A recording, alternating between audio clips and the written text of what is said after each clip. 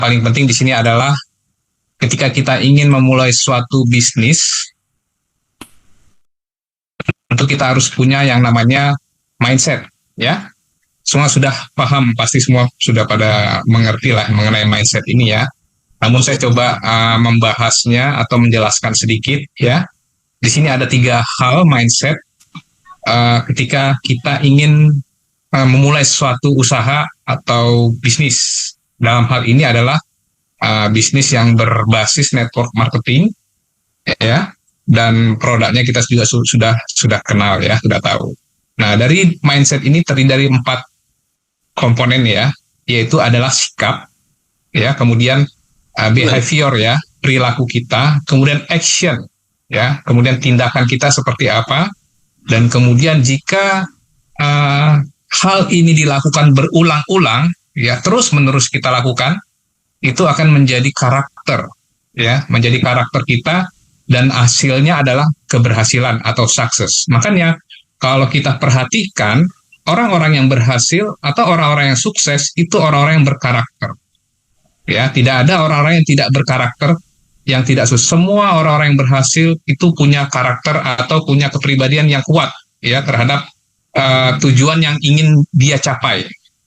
Nah, jadi dalam hal ini tentu kita ikut ya, atau kita bergabung pada malam hari ini di Zoom ini, tentu kita punya tujuan. Ya, kita punya tujuan. Nah, tujuan kita ini apa? Tentu untuk keberhasilan. Ya, kita tidak bisa memungkiri bahwa ini adalah bisnis people ya, bisnis bagaimana kita membangun manusianya. Ya, kalau kita sering mendengarkan, ini sebenarnya sudah umum lah di network marketing ya. Saya percaya semua di sini sudah paham, sudah mahir semua dalam network marketing. Ini adalah bisnis membangun manusia. Ya, jadi dimulai dari apa? Mindset kita, sikap kita, di dalam hati kita, sikap ya. Dan nanti sikap ini akan kita lakukan dalam bentuk tindakan, dan akhirnya mencapai suatu kesuksesan. Ada beberapa hal yang perlu kita lihat poin-poinnya ya. Di sini adalah komitmen. Ya, highlight-nya kita akan menghadapi banyak tantangan ya. Kalau kita tidak punya komitmen, maka jangan berharap kita bisa menang dalam menghadapi apa? Tantangan dan masalah. Tidak ada bisnis yang mudah kecuali money game ya. Kalau kita ikut money game mudah banget, investasi, taruh duit, nanti tinggal nunggu hasil. Tapi akhirnya apa? Di ujung-ujungnya akan apa? Akan scam ya. Dan kemudian kita lihat disiplin. Nah, ini paling penting ya. Kalau kita bicara disiplin, bagaimana kita menggunakan waktu kita dengan baik. Ya, pernah dengar istilah nggak? Waktu itu tidak untuk ditabung. Ya, jadi waktu itu tidak untuk ditabung, tetapi dipergunakan. Jangan disimpan-simpan waktu ya. Tapi kita manfaatkan waktu dengan melakukan segala hal yang berkaitan dengan usaha kita. Ya, itulah yang disebut apa? Jangan ditabung, tapi dipergunakan waktu itu. Waktu ya. Kemudian motivasi yang tinggi. Di sini saya highlight yaitu semangat. Ya, ketika kita menghadapi satu bisnis, usaha, pasti akan menghadapi banyak yang namanya rintangan, dan rintangan ini dapat menyebabkan kita apa? Gagal kalau tidak punya motivasi.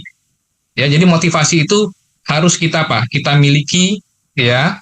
Karena apa? Motivasi kita adalah untuk berhasil, untuk sukses. Ya, jadi ini penting ya. Kalau tanpa motivasi kita tidak akan pernah berhasil. Makanya salah satu kita bisa termotivasi adalah ikut dalam acara seperti ini ya, Zoom, atau gabung dalam WA group ya. Kemudian kita lakukan aktivitas ya. Ini yang dapat membangkitkan motivasi kita. Dan kemudian keterlibatan penuh ya. Keterlibatan penuh ini lebih kepada kita melakukan ini jangan setengah-setengah ya.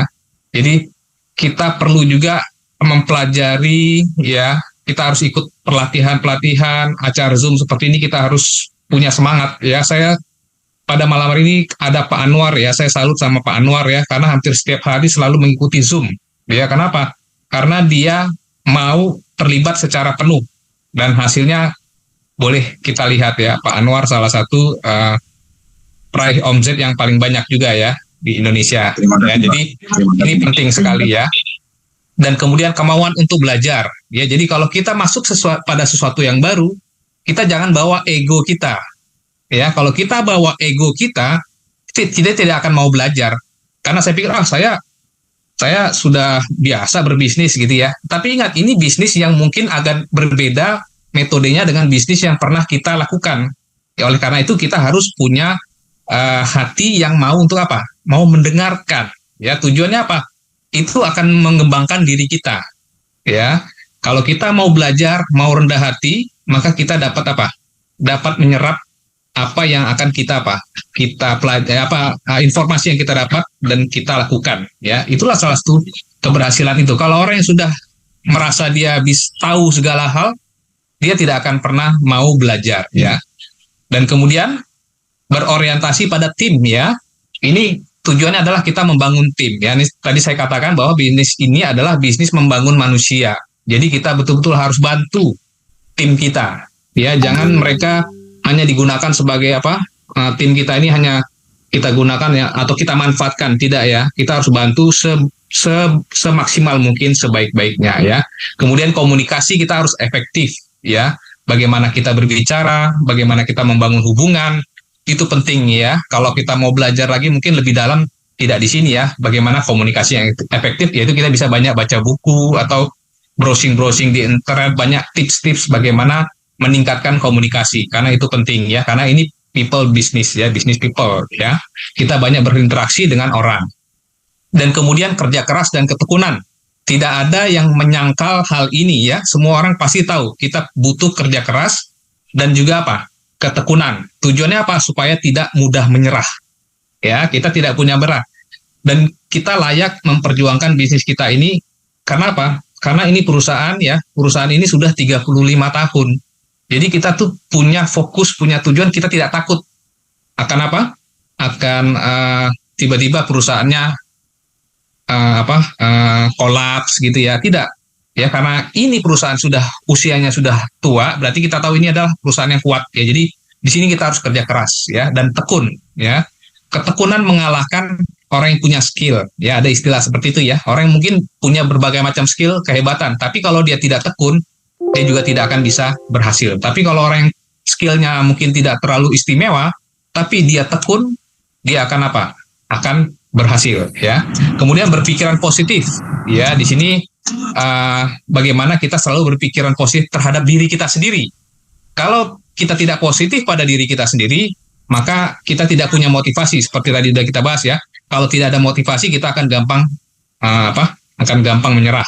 Kemudian kita berpikir positif terhadap bisnis ini ya. Kita tidak malu untuk memperkenalkan bisnis ini kepada siapapun ya, dan kita yakin bahwa bisnis ini dapat membantu banyak orang. Sudah ada buktinya? Sudah ada buktinya ya. Jadi bukan tidak ada bukti, sudah ada buktinya. Kemudian berpikir positif juga terhadap prospek kita ya. Prospek kita, kalau bagaimana kita menghadapi penolakan, kita tetap berpikir positif ya.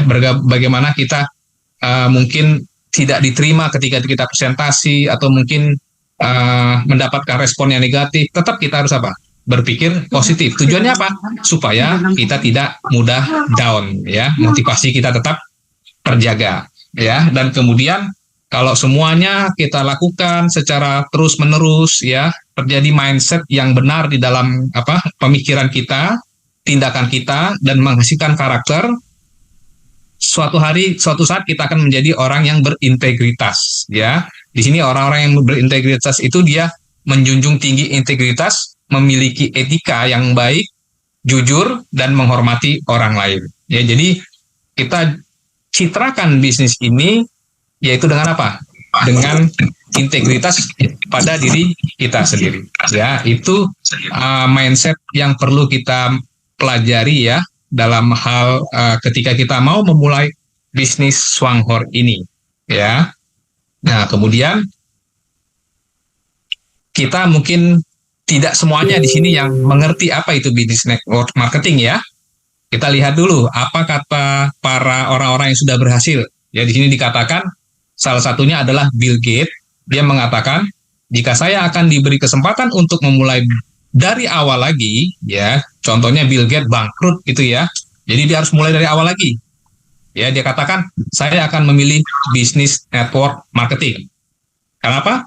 Karena ini tidak membutuhkan modal yang besar, tidak memerlukan skill yang baik, ya bukan skill yang baik ya, maksudnya tidak membutuhkan biaya yang besar, kemudian tidak terlalu ribet ya, sistem sudah dibentuk, kita hanya mengikuti polanya saja.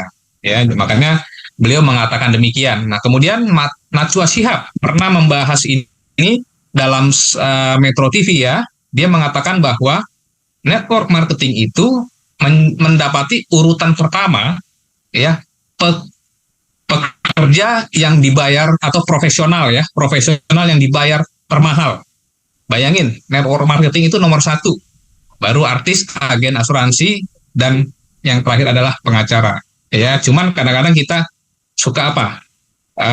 Mungkin ya kita anggap ini bukan bisnis, padahal ini adalah bisnis. Ya, tapi tergantung sistemnya. Ya, kita tergantung juga produknya kayak apa. Ya, nah kita lihat di sini. Nah, model bisnis network marketing seperti apa yang menjadi pilihan Anda? Dan disinilah kita akan melihat ya, ketika kita memilih satu bisnis network marketing atau bisnis jaringan kalau kita katakan ya, kita tuh memilihnya yang mana?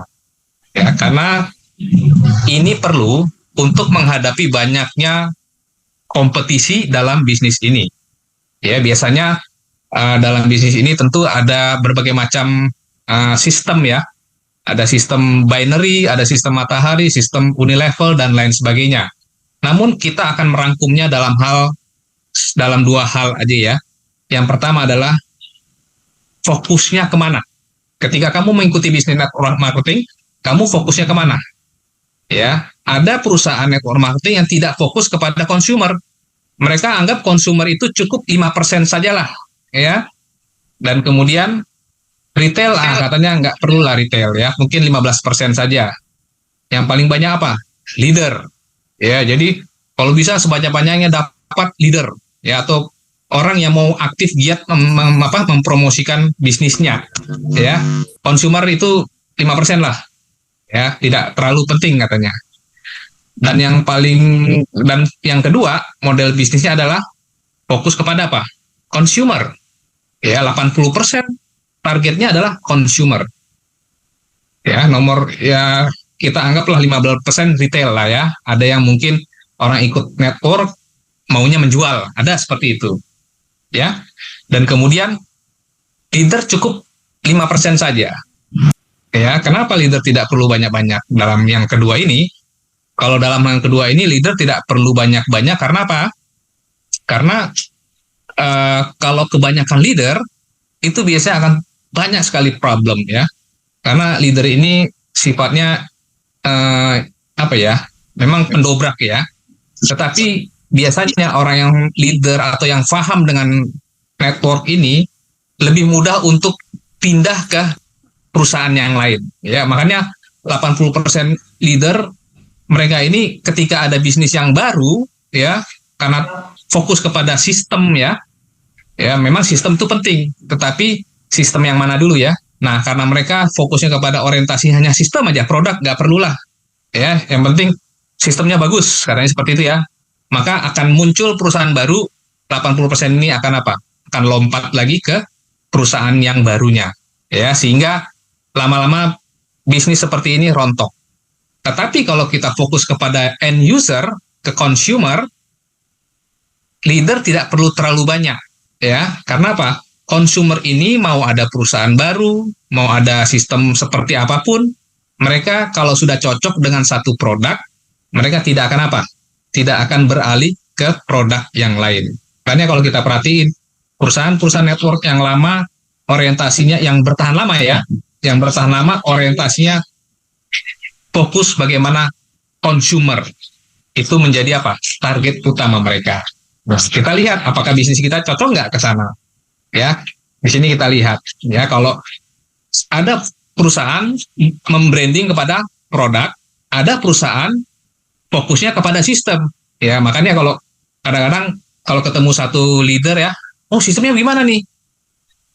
Produknya dulu, enggak, sistemnya dulu gitu ya. Jadi mereka tidak mau fokus kepada produk karena mereka fokus pada bagaimana income-nya cepat mereka bisa dapat. Ya, memang itu tidak masalah ya, itu kan pilihan. Tetapi kita bisa lihat karakter seperti ini biasanya tidak bertahan lama. Kenapa? Mari kita lihat ya. Biasanya kalau perusahaan yang fokusnya kepada sistem, itu harganya pasti mahal. Karena apa? perusahaan itu akan memberikan apa? Insentif untuk mendrive ya, untuk memotivasi si leader ini ya, diberikan bonus yang besar, tetapi harganya apa? Di markup sangat tinggi. Makanya kalau kita ikut di perusahaan lain, ada namanya biaya pendaftaran ya, biaya join, atau mungkin mereka tidak menyebutkan biaya join ya, tapi digabungkan. Produk itu digabungkan dengan biaya pendaftaran. Makanya ketika join awalnya mahal, ketika belanja ulangnya harganya jadi murah. Karena apa? Di awalnya sudah apa? Di markup dulu. Ya. Jadi harga tidak akan pernah bisa bersaing di pasaran. Ya. Kalau produk yang fokus pada sistem, contohnya kita Swanghor ya, makanya Swanghor tidak ada apa? Biaya pendaftaran 100% gratis. Karena produk mau apa? Karena perusahaan maunya apa? Mereka mau supaya masyarakat merasakan manfaat produknya. Ya, masyarakat mau memanfaatkan produknya. Target kita itu 80%. Yang saya tadi informasikan di sini ya. Ini target kita 80% itu consumer. Jadi kalau saya bertemu dengan leader, mereka terlalu banyak ini, abaikan aja karena bukan mereka target kita.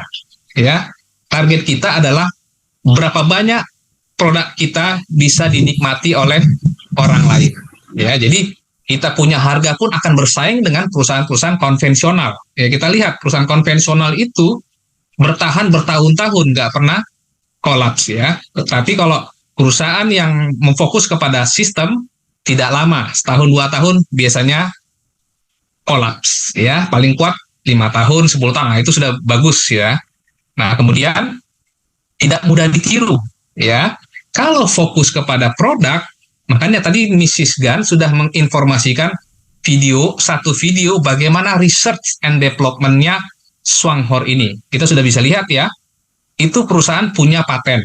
Kalau sudah dipatenkan, tidak boleh ada yang meniru. Kalau sistem, itu mudah ditiru.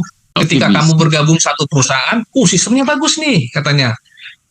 Begini-begini, income-nya cepat. Ya, ketika datang lagi perusahaan baru, ya kan, dia kan tiru lagi sistemnya, bahkan bisa dibikin lebih bagus lagi. Akhirnya goyah, ya. Akhirnya goyah, pindah lagi ke perusahaan yang baru. Nanti datang lagi perusahaan yang baru, akhirnya apa? Tidak pernah mencapai satu tujuan. Ya, mereka cepat mendapatkan income, tapi cepat juga apa? Hilang. Ya, saya ada kenal dulunya pernah berpenghasilan ratusan juta dari satu perusahaan multilevel ya. Tapi di ujung-ujungnya akhirnya menjadi penjual mie ayam, penjual bakso. Dulunya leader, tapi sekarang menjadi kenapa?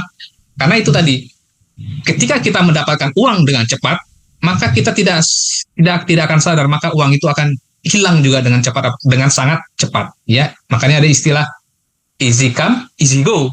Ya, jadi kalau kita fokus kepada Swanghor ini, memang sepertinya terlihat tidak terlalu cepat ya, karena tidak ada bonus sponsor di sini. Tetapi kita lihat market yang besar ya, consumer base, penikmat. Kalau kita sekarang produknya Juara Kopi ya, dan yang lain nanti ya, penikmat produk kita itu consumer base, itu besar sekali market kita. Nah, kemudian di sini kita lihat harga itu apa? Stabil ya. Kalau kita ikut perusahaan yang berbasis income system ya, itu banting-bantingan harga.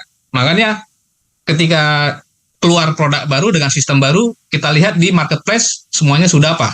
Sudah hancur. Ya, jadi ini sangat riskan untuk menjalankan bisnis seperti ini, atau untuk bergantung hidup kita kepada bisnis dengan model seperti ini. Percayalah, banyak sniper. Ini pasti kenal namanya sniper ya. Sniper itu orang yang menyusun jaringan, dia tembak, kemudian dia dapat mungkin berapa persen aja, dia jual barangnya di marketplace dengan harga yang hancur-hancuran. Ya, mereka juga sering mengatakan, untuk apa jualan produk? Ini kan bisnis sistem, nggak perlu jualan produk. Tetapi ujung-ujungnya mereka juga jualan produk, tetapi dengan apa? Dengan cutting price. Ya, jadi hati-hati kita menentukan suatu bisnis, kita bergantung kepada suatu bisnis. Kita ingin hidup kita tidak hanya setahun, 2 tahun, 3 tahun, tetapi apa? Bertahun-tahun ya. Jadi pilihlah perusahaan yang memang sudah bertahan sangat lama. Ya.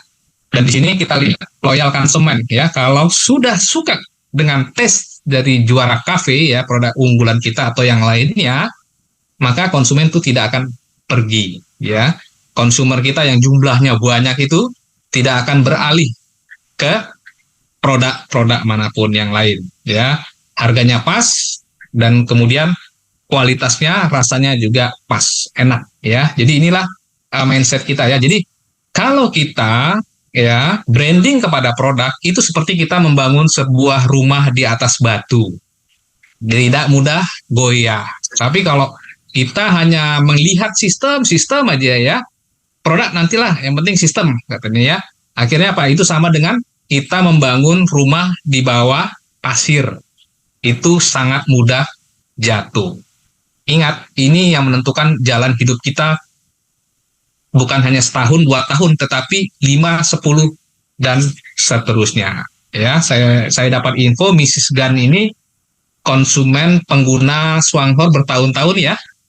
Sudah lama menggunakan produk ini, sampai sekarang masih menggunakan produknya. Nah, itulah yang namanya apa? Loyal consumer, ya, konsumen yang loyal kita bangun dari kualitas produk yang kita tawarkan. Ya, jadi bukan hanya fokus kepada sistem perlu, ya, itu penting. Ya, tetapi kita harus bisa balance, seimbang ya. Produk yang bagus, sistemnya juga mendukung. Tetapi jangan hanya fokus kepada sistem saja. Nah, ini ada satu contoh. Saya dapat info ini dari Simon ya. Jadi pada tahun ini nih ya, ini pertemuan seminar ya, tahun 1992. Ini leader-leader Swanghor yang bertahan 20-30 tahun. Bayangin, mereka itu sudah pensiun. Karena apa? Karena sudah menikmati passive income. Coba mereka hanya bertahan 5 tahun, keluar, nggak akan bisa mendapatkan passive income. Ya, inilah real passive income itu. Ketika produk itu sudah apa? Sudah menjadi kesenangan atau kebutuhan kepada banyak orang. Ya, jadi inilah yang benar-benar dinamakan passive income itu ya. Bukan ucapannya aja passive income, realitasnya tidak demikian. Ya, jadi sudah ada buktinya di Swanghor ini.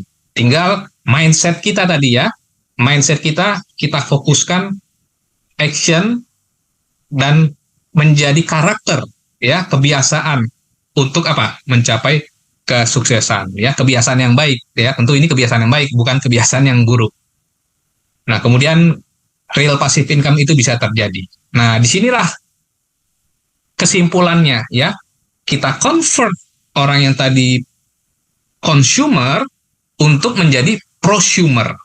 Ya, jadi begini ya teman-teman ya, ketika kita menawarkan juara kafe, bolehlah kita jual, kalau saset per saset bisa kita jual. Ya, tapi kalau terus-terusan kita jual kepada orang itu, jangan. Karena apa? Karena dunia digital ini cepat ya. Ketika dia suka dengan kopi ini, dia akan searching di internet, ya kan? Ketika kita hanya fokus kepada menjual kepada satu orang, lama-lama dia akan mencari di internet, dia lihat, wah di sini lebih murah, bisa jadi member ternyata. Nah, jadi usahakan pertama kita bolehlah menjual, untuk berikutnya convert mereka untuk menjadi apa? Anggota, yaitu prosumer tadi. Ya, yang tadinya mereka consumer, kita convert menjadi prosumer. Artinya mereka pengguna produk, tetapi juga apa? Selain penikmat, mereka juga bisa menjadi apa? Perekrut ya.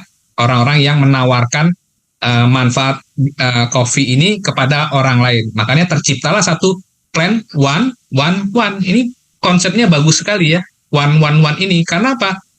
Karena orang yang ingin menikmati kopi itu cukup 1 bulan aja mengajak 1 orang kan. 1 bulan 1 orang beli 1 kopi konsumsi. Bulan berikutnya kita beli lagi, orang yang kita ajak tadi kita bantu bagaimana cara apa? Merekrut temennya. Ya, setiap orang pasti punya teman. Kalau kita katakan saya nggak punya teman, buka aja kontak WA, nomor WA kita, ada ratusan orang di sana. Ya, itu bisa menjadi apa? Consumer ke prosumer kita. Ya, tinggal actionnya aja, mau nggak? Gitu ya. Kalau kita mungkin kurang pintar berkomunikasi, bisa minta bantuan tim leader kita. Ya, jadi ini yang paling tepat dengan kata-kata consumer to prosumer. Dengan plan 1-1-1. Ya, karena tidak semua orang melek yang namanya sistem. Ya, ada yang apa nih ribet gitu ya. Jadi kita tawarin 1-1 ya. Nah, kemudian kita lihat banyak produk kita semuanya ya. Ini puluhan tahun nih produk ini eksis ya. Kalau kita mau bicara mengenai Ganoderma itu saya juga setelah tahu, saya orangnya termasuk detail ya. Saya termasuk detail ketika ada orang menawarkan sesuatu kepada saya pelajari. Saya pelajari itu detail, saya pelajari mengenai jamur Ganoderma. Semakin saya pelajari mengenai jamur Lingzi ini, ya, saya baru tahu juga ternyata ini Lingzi ini luar biasa manfaatnya. Ya, Ganoderma ini hampir semua aspek kehidupan kita, ya, dia bisa apa? Dia bisa bantu dari diabetes, dari masalah sirkulasi darah, ya, flak darah, imun sistem, ginjal, organ ginjal, liver kita, ya, kemudian tulang, ya, tulang bone, ya, itu bisa semua. Hebat ini Ganoderma ini ya. Makanya Swanghor itu punya risetnya sendiri ya, khusus untuk Lingzi. Jadi ini salah satu mengapa saya pilih Swanghor ya, dan saya lihat ini bagus. Mereka punya spesialisasi, itu penting ya. Setiap perusahaan yang punya spesialisasi itu perusahaan itu pasti kuat ya. Jadi ada contohnya satu perusahaan yang spesialisasinya apa? Penurunan berat badan ya, ada perusahaan seperti itu ya. Ada perusahaan yang spesialisasinya apa? Mungkin yang lain lah ya. Jadi spesialisasi itu penting. Nah, kalau kita spesialisasinya adalah Lingzi ya, dari Lingzi atau Ganoderma bisa diciptakan ke berbagai macam produk. Kemarin saya ketemu satu penjual teh ya, kayak teh yang di pinggir jalan itu ya. Saya ngobrol sama kebetulan Cici ya. Dia bilang, "Ci, mau nggak kopi Ganoderma ini?" "Oh, Lingzi?" Saya bilang. "Oh, Lingce ya," katanya. "Iya, Ci, Lingce." Wah, saya tertarik itu katanya, Lingce. Ya, jadi mereka tahu Lingci atau Lingzi ini ya, manfaatnya bagus. Jadi itu bisa kita kita bisa perkenalkan ya. Nah, kemudian kita lihat lah ya, ini company perusahaan ya, kita sudah lihat ya, berdiri dari tahun 1987 ya, nama dari Double Crane dulu awal namanya ya, dan mereka punya penelitian produk-produk Lingzi ya, fokus kepada Lingzi, ini spesialisnya. Jadi kalau ada perusahaan Lingzi dari luar, boleh di compare mana yang lebih bagus dengan produk mereka ya, karena Lingzi itu ya asal mulanya dari herbal dari TCM ya, tradisional Tiongkok punya. Kalau kita ingin cari Lingzi terbaik, tidak ada di negara lain kecuali di Tiongkok ya. Salah satunya adalah di Taiwan ya. Nah, kemudian berganti nama menjadi Swanghor ya. Jadi kalau nanti mau searching di internet boleh Double Crane. Itu perusahaan awalnya dan bernama setelah restrukturisasi mereka menjadi nama apa? Grup Swanghor ya. Dan kemudian fokus mereka adalah kepada individu untuk berwirausaha. Bisa aja mereka ambil Lingzi, dia jual kepada perusahaan-perusahaan besar ya, mau menjual produk mereka bisa aja, tapi tidak, mereka berikan kepada kita ya, kepada member untuk apa? Supaya kita punya penghasilan atau income tambahan dengan berwira swasta memperkenalkan produk mereka. Jadi digunakanlah sistem pemasarannya network marketing ya, tidak langsung ke perusahaan-perusahaan besar ya. Jadi ini kesempatan bagi kita. Nah, kemudian pendekatannya yang terbukti efektif ya, dan kita lihat sudah ada bukti bagaimana orang-orang yang mendapatkan kesehatan mereka, testimoninya banyak sekali ya kalau mau melihat Lingzi-nya Swanghor ini, dan juga orang-orang yang secara finansial mendapatkan keamanan finansial ya. Nanti bisa searching bisa buka websitenya. Nah, inilah ya produknya, teknologinya, manufacturingnya. Mereka punya bioteknologi, mereka punya pembibitan penanaman Lingzi secara mandiri ya. Karena dulu katanya Lingzi itu adanya di gunung-gunung, susah didapatkan. Ya, sekarang mereka bisa budidayakan. Ketika kalau saya tidak salah, ada salah satu penemu dari Jepang yang bisa menemukan ini untuk pembudidayaan Lingzi ini. Ya, jadi di Taiwan, di Double Crane inilah dibudidayakan Lingzi. Jadi ini Lingzinya juga ada banyak ya, ada ratusan jenis Lingzi. Mereka pilih yang terbaik. Mereka sudah pasti tahu yang mana yang paling bagus ya. Nah, sekarang kita ke Juara Cafe ya. Apa sih yang membuat Juara Cafe ini sangat spesial? Namun sebelumnya kita lihat dulu potensi market ya.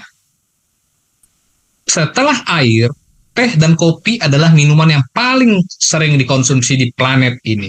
Ya, jadi Kita nggak usah banyak bicara pun sudah tahu ya, kopi dan teh itu minuman yang paling apa? Paling banyak dikonsumsi. Artinya market itu sudah tersedia. Ya, tersedia. Namun kita lihat apa dampaknya terhadap kesehatan ketika peningkatan teh dan kopi ini ya. Namun sebelumnya kita lihat di sini ya, Indonesia termasuk konsumsi terbesar kelima di dunia untuk kopi. Jadi ini omsetnya bukan ceruk market kita bukan lagi miliaran, ini udah triliunan. Coba kita perhatiin, di mana-mana ada apa? Kafe ya, ada macam-macam gerai-gerai yang menjual kopi dan teh. Memang itu konsumsi yang paling banyak, minuman yang paling banyak orang konsumsi. Jadi market kita ini besar sekali karena kita masuk ke segmen yang lain ya. Nah, di sini juga dikatakan pria lebih banyak ya. Mereka bisa konsumsi itu 4 sampai 5 gelas kopi per hari. Wah, itu berbahaya sebenarnya ya. Karena apa? Karena kopi-kopi di luar itu kafeinnya tuh tinggi. Saya baca dari FDA punya informasi ya. Orang manusia itu paling batas maksimal itu 400 gram kafein sehari. 400 gram. Itu sama dengan secangkir atau secangkir lebih ya. Kalau dijual kafein yang dijual di kopi-kopi yang itu ya, bukan kopi instan ya, kopi-kopi di kafe-kafe itu kafeinnya tinggi sekali itu. Kalau kopi instan mungkin kafeinnya rendah, tetapi gulanya tinggi karena dia essence ya. Dia 30% atau berapa itu hanya essence saja. Biji kopinya sedikit ya. Jadi kafeinnya memang rendah, cuman kebanyakan bahan kimia. Nah, itu juga tidak baik bagi kita ya. Jadi memang kopi ini minuman kontroversial ya. Nah, di sini kita lihat dampaknya ketika peningkatan kopi dikonsumsi, kopi instan ya. Akhirnya apa? Peningkatan penyakit diabetes. Ya, Indonesia memiliki jumlah penderita diabetes yang tergolong tinggi di skala Asia Tenggara maupun global. Salah satunya adalah penyebabnya adalah kebiasaan mengkonsumsi minuman-minuman tinggi gula. Makanya saya punya konsumen ya, Pak gimana rasa juara kafenya? Enak, tidak terlalu manis katanya. Ya memang kita tidak menggunakan gula yang tinggi kalori ya, kita pakai gula tebu yang asli ya. Dan kemudian tidak ada, kalau orang yang minum kopi instan itu katanya dia ya, ada rasa tuh tertinggal esensnya di mulut. Ya, tapi kalau juara kopi ini tidak. Ya, jadi inilah kesempatan kita untuk mengedukasi masyarakat bahwa change aja, tukar dari instan ke healthy coffee. Ya, kenapa dia katakan ini juara kopi, ini kopi yang sehat? Ya, saya bukan peminum kopi ya. Saya bukan peminum kopi karena saya tidak terbiasa. Tapi saya sudah coba cicipin, ini memang enak ya. Dan di sini kita lihat sejarah kopi ya. Kita lihat kalau kita ingin mengetahui juara kopi atau CEO kopi, kita harus tahu sejarahnya. Ya, dari mana terciptanya ide menamakan CEO kopi. Ya, CEO ini untuk di Malaysia, Thailand, dan Singapura. Kalau di Indonesia namanya Juara Cafe. Ya, itu sama, tidak ada bedanya. Jadi kalau CEO itu di Malaysia, Thailand, Singapura, kalau Indonesia Juara. Kenapa? Karena sudah di Indonesia tidak boleh pakai lagi nama CEO karena sudah ada patennya ya, sudah ada merek kopi lain yang pakai CEO kalau saya tidak salah ya. Makanya kita pakai nama Juara. Tetapi sama, identik dia. Kenapa? Nanti bisa lihat di badan POM-nya ya, teman-teman lihat di belakang. Di situ ada badan POM. Kodenya tuh ML, bukan MD ya. Kalau ML itu makanan luar negeri, artinya barang impor. Jadi Juara Cafe itu barang impor, bukan dalam negeri, bukan diproduksi di sini ya. Kalau kita cek lagi namanya, nomor registrasinya, searching di Badan POM itu ada nama PT-nya ya, perusahaannya dari Malaysia punya ya untuk Juara Cafe-nya, tetapi Lingzi-nya tetap dari Taiwan ya. Jadi sejarahnya CEO Cafe ini atau Juara Kopi ini adalah kisah dari Mr. Terashima. Mungkin sebagian sudah pada tahu, mungkin ada juga yang belum ya. Jadi di sini Mr. Terashima ini mengalami suatu kecelakaan dan dia mengalami kelumpuhan selama 3 tahun. Dan Mr. Terashima ini doyan apa? Minum kopi, ya. Nah, kemudian ada member Lingzi yang di Jepang, ini kisahnya di Jepang ya. Setiap Mr. Terashima minum kopi, dia lumpuh ya. Dikasih apa? Ditaburin Lingzi-nya, ya. Setelah konsumsi beberapa kali, ternyata dia akhirnya yang tadinya tidak bisa berjalan sama sekali sudah dapat berjalan sembuh secara total. Ya, itulah hebatnya Lingzi tadi ya. Setelah hanya dicampur dengan dengan kopi, bisa membuat Mister Terasima ini normal kembali. Ini kesaksian dia ada di YouTube juga ada. Jadi dia sembuh secara total dari kelumpuhan. Ya, jadi perusahaan Swanghor heran juga ya, oh ternyata ide ini bagus. Bagaimana mencampurkan Lingzi dengan kopi. Makanya dibuatlah formulasi ini selama 4 tahun. Bayangin, penelitian R&D untuk membuat juara kopi ini 4 tahun. Ini bukan waktu yang singkat ya. Artinya mereka tidak asal jadi, oh pesan bikin, enggak. Ini ada risetnya dulu ya. Bagaimana dampaknya terhadap kesehatan, bagaimana rasanya, ya rasanya cocok enggak, ya itu yang mereka lakukan selama 4 tahun itu. Dan akhirnya terciptalah SH Juara Cafe yang saat ini sudah mungkin sebagian teman-teman sudah konsumsi ya. Dan di sini lihat memang kita punya itu dari Brazil ya, Prime ya, Premium Coffee Bean dari Brazil. Jadi bukan essence. Jadi memang betul-betul biji kopi asli. Kalau ditanya Brazil pasti sudah tahu ya, semua orang yang ngerti kopi tahu lah ya. Memang ini sumber kopi terbesar di dunia ya, dari Brazil. Yang kemudian creamernya ini yang menarik ya. Ini dari Belanda ya, dari creamernya yang bikin dia lembut ya, yang bikin dia halus itu dari VCO, bukan minyak sawit, beda ya. Ini minyak kelapa atau VCO kalau di Indonesia, Virgin Coconut Oil ya. Sudah tahu itu manfaat VCO itu sangat bagus untuk tubuh, untuk kesehatan. Bukan minyak kelapa. Kalau minyak kelapa itu isinya bisa menyebabkan apa? Trans fat ya, menyebabkan inflamasi pada pembuluh darah. Itu bisa jadi penyempitan. Makanya trans fat itu berbahaya. Makanya banyak creamer-creamer yang di pasaran itu hati-hati ya, itu hati-hati. Walaupun di kemasannya saya ada baca di satu website ya, website yang cukup kredibel ya. Walaupun di kemasan ditulis tidak ada trans fat, mungkin hanya berapa, itu mengandung trans fat sebenarnya. Karena dia kurang dari berapa persen gitu, itu mengandung trans fat. Ya, tetapi kalau kita punya, ini tidak ada trans fatnya. Justru Virgin Coconut Oil ini, VCO, itu bagus untuk pencernaan. Boleh searching deh manfaat VCO, searching aja. Di internet banyak tuh ya, Virgin Coconut Oil manfaatnya apa. Itu yang kita pakai. Makanya creamer kita ini aman untuk dikonsumsi. Dan kemudian Yika Ganoderma. Bukan hanya Ganoderma ya, tapi Yungkien. Yungkien ini sudah dipatenkan ya di Taiwan. Dan apa manfaatnya kita lihat. Yungkien Ganoderma. Nah ini dia. Ya, ini bukan sekedar klaim ya. Ini bukan klaim, beda klaim dengan hasil uji klinis ya atau penelitian. Jadi pemerintah Taiwan itu memberikan rekomendasi atau akreditasi bahwa betul ini Yungkien Ganoderma dari Swanghor ini bermanfaat untuk apa? Untuk meningkatkan atau memproduksi antibodi sistem kekebalan tubuh kita. Kemudian meningkatkan sel-sel kekebalan tubuh ya. Di situ ada natural killer, ada T-cell, B-cell, itu ada macam ya. Menyelaraskan fungsi T-cell ya, T-cell. Menyelaraskan itu artinya dia balance ya.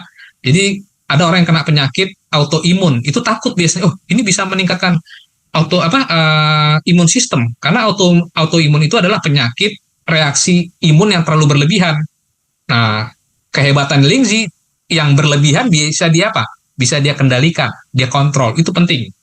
Ya, semacam penyakit psoriasis itu autoimun. Ya, jadi imunnya sendiri yang menyerang tubuhnya karena terlalu reaktif. Ya, jadi si Yungkien ini bisa menstabilkan. Jadi kalau ada orang kena autoimun seperti psoriasis, boleh dikasih apa? Lingzi ya. Kemudian dia dapat mengaktifkan sel pembunuh alami ya, natural killer tadi. Ya, itu nanti boleh searching di YouTube ya. Bagaimana natural killer membinasakan sel kanker. Itu searching aja. Itu ada live-nya. Dan kemudian meningkatkan fagosit, dan fungsinya adalah dan juga di sini dikatakan dapat apa? Mengurangi kadar serum GOT dan GPT dalam tubuh. Ini berkaitan dengan liver. Ya, kalau liver orang bermasalah, GOT dan GPT-nya itu tinggi dia. Orang yang kalau GOT dan GPT-nya tinggi, itu livernya lagi bermasalah. Nah, dengan mengkonsumsi Yungkien Ganoderma atau juara cafe ini, itu dia bisa bantu normalkan fungsi liver. Ya, karena ada kesaksian dari Malaysia ya. dia kena penyakit liver, fatty liver level 3. Minum ini aja, Esa Juara Cafe turun fatty livernya ya. Itu hebatnya produk kita, bukan hanya nikmat tapi juga berkhasiat ya. Sudah ada sertifikasinya ya dari Jepang dan juga dari Taiwan. Nah, ini saya hanya introducing aja ya. Kita kenal namanya ginseng coffee ya. Sudah tahu, orang Indonesia pasti tahu. Ya, ini dari CNI, satu perusahaannya. Maaf ya, saya buka di sini nggak apa-apa. Saya kemarin berapa bulan yang lalu, 2 bulan ya, teman saya kenalan sama satu orang distributor ginseng ini ya, CNI. Tahu nggak saudara-saudara income-nya berapa? Itu bisa sampai miliaran omzetnya. Hanya dari ginseng ini. Ini sudah dari tahun 1994 sampai sekarang itu eksis ya. Walaupun kita nggak lihat heboh-heboh ya, karena banyak perusahaan-perusahaan baru, wah, produknya mengandung ginseng. Tidak lama, setahun 2 tahun hilang itu produk-produk kopi ginseng yang baru-baru itu ya. Tetapi ini tidak pernah tidak pernah hilang ya.